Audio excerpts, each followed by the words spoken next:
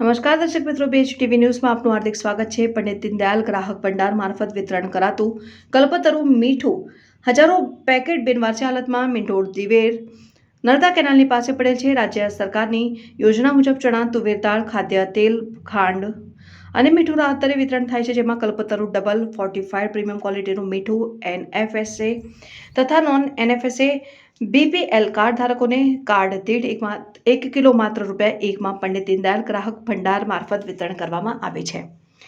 ખેડૂતો આ મીઠાની કોથળીઓનો કચરો બાળવાથી જંતુનાશક દવામાં નાખીને પણ ઉપયોગ કરે છે।